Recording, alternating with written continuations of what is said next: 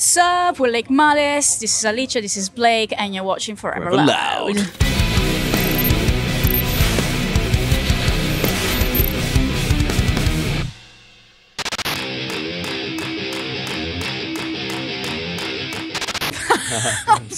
I come from a very small town in Italy, so I will say like deader than dead. Absolutely nothing going on. There were a couple shows from time to time with like very kind of dead rock bands usually, but most of it was just like kind of clubbing and house music really. So, yeah. So I grew up in Hastings, and it was kind of hit and miss. Like in Hastings, there's a really cool bar called the Carlisle. It's been around forever. It's like a biker bar, and they always put on like kind of mostly cover bands, but sometimes they put on younger bands. That was kind of cool, but it's bloody hard getting like people to actually go to metal shows in Hastings. So it's a bit like, you know, you could get gigs as a sort of younger band, but you probably couldn't get anyone to go to the gigs. So there's a lot of playing to like 2 people or 3 people, and you know, like a dog or something, whatever's hanging around. And then once my old band supported like Young Guns' Death Havana, I think, at the Crypt, which is another good, like a club venue. That's the only real like rock venue outside Carlisle. That was cool, but generally it was hard work, like trying to make it, you know, trying to make being a band work in Hastings. So it wasn't as good as like somewhere like London or Brighton, but yeah, it was alright. When I'm back home, I eat all the time, and then I come back and I can't fit into anything I own. There's a thing in my hometown that's a typical dish, and it's just in my hometown. Like, you can't find it anywhere in Italy, and it's a rice dish. It's called panissa, and it's got like this is very anti-vegan, I'm sorry, but like it's got risotto, beans, lard, salame, and red wine. And even if I go back in August with 40 degrees, I eat it with parmesan on top. Yeah, that's all I do. Making me very hungry. I don't really have much for life outside of this, I'm not gonna lie. Your answer. I don't live. Nothing. I do like try and play video games whenever I get a chance, but man, like video games these days just require so much time. In your hometown? In my hometown. I thought the answer Wait, what is the question again? Also, sorry. Yeah. But yeah, like it's video games, being reclusive. It's my hobby. Sick.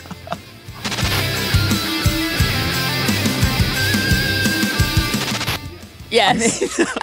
Every one of them. So when we went on tour with Enter Shikari, I remember obviously being very excited because I was a big fan. But then when we played Italy, my family was there, my uncle was there, and he thought to make a joke, and he thought it was very funny and that nobody's ever done it before. And I looked at them to translate what he said, and I went like, he calls you Enter Shakira. And they were just not laughing. They were just like straight faces, like no reaction whatsoever. And my uncle was kind of having fun. Like he thought it was funny, but that was very awkward.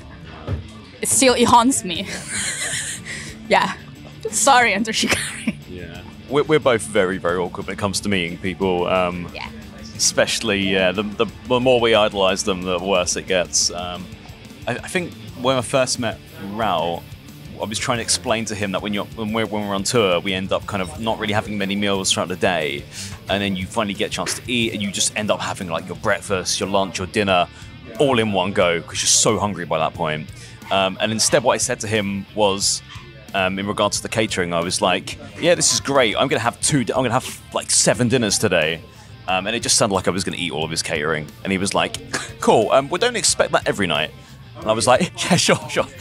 I felt like an idiot. I didn't know this. Rao, if you're watching, I'm not gonna come and eat all your catering, and yeah, I'm sorry for being awkward. I mean, sketchiest place, it's probably got to be like Swindon or Stoke or something, but I know, maybe Luton. Luton? What about Eastern Europe? I mean, I felt safer in Eastern Europe than True. Luton, not gonna lie. I mean, Serbia was interesting. I wouldn't say it was sketchy, it was more like just fascinating. We had like was it an Airbnb or a hotel or something that was very much not central. It took us like completely off like the main sort of roads through crazy like kind of like sort of shanty towns and things, and it was interesting. Like. It was supposed to be a water park in the summertime, but it was obviously off season, so it looked like a deserted town. It just looked very apocalyptic. Just this whole kind of water park just shut down, and the whole hotel around, nobody there, just like us and maybe a couple guests, and everybody was smoking inside because they're like it's like in the 90s, and they had this spa underground that looked amazing, and we used that, and it was just us. Like it was just sketchy, but in a weird way. I wouldn't say like it was it was like going back surreal to the like the year 2000 where they had like posters of like Julia Roberts. Yeah, that's the 90s. Why is Julia Roberts on your billboards? Like I don't know. It's just. I think the thing is, I think we end up going on tour. In sort of the typical tour seasons can be like the winter months, and you end up getting these cheap Airbnbs and like holiday parks that are just almost completely shut down at those points. So yeah, you end up in weird places, but it's an adventure. Yeah, it's always fun.